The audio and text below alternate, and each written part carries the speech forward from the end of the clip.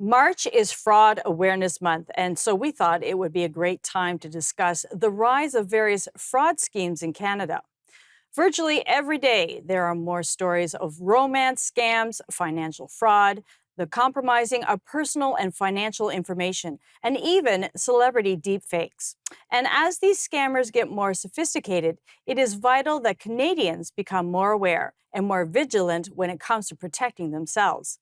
Joining us now to discuss fraud awareness is Elizabeth Naumovski, Vice President of Marketing at Caldwell Securities Limited. Elizabeth, thank you for joining us at Forum Daily. Thank you, Julie. It's good to be here. Let's talk about the red flags for romance scams. Yeah, so I think it's really important to say that last year we had over $554 million of our hard-earned Canadian dollars that went to scammers. So we really need to understand a lot of the basics. Romance scams. Everyone wants to be loved. Everybody wants to find their person, and they're online, clicking on different apps, swiping left, right, whatever it is. I think what we need to do is understand that when you are engaged with a romance scammer, it is not just one person who is professing their love to you. It is about 20 different people, and they just start bombarding you with I love yous. And of course, it becomes addictive.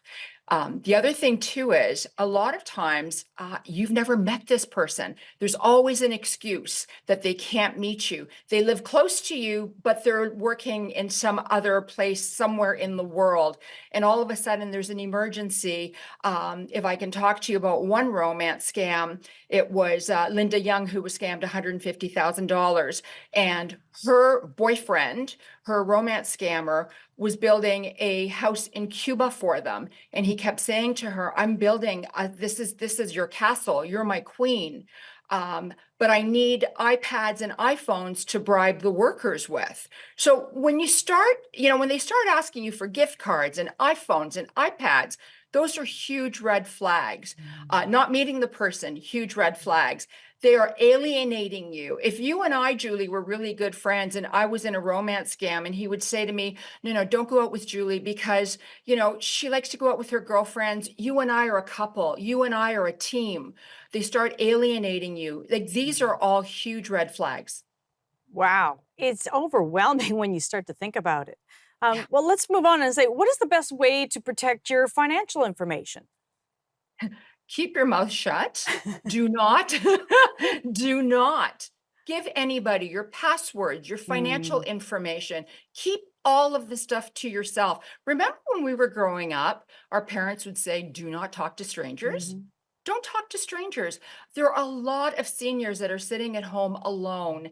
And when somebody calls, it could be a scammer, the seniors want that engagement because they're feeling lonely. And when they start feeling lonely, they start building up a trust relationship with the scammer. Keep all your private information private. Just as we weren't allowed to speak to strangers as children, do not talk to strangers as adults as well. Protect our seniors. Now, Elizabeth, you work in the investment industry. What are the signs of investment fraud? So there's quite a few of them, right? I mean, when you are investing, make sure that you are investing with a regulated company, somebody that is regulated with CIRO or the Ontario Securities Commission, the OSC. Make sure that unsolicited investment opportunities, even from family, you don't pursue those. Higher than normal returns. We all know that once the risk is super high, then maybe the returns will be super high as well. But if they promise you low risk and super high returns, that's a red flag. Fake cryptocurrency websites. There's a lot of fake investment websites as well. Go to the regulator and look them up. Requests for cryptocurrency payments.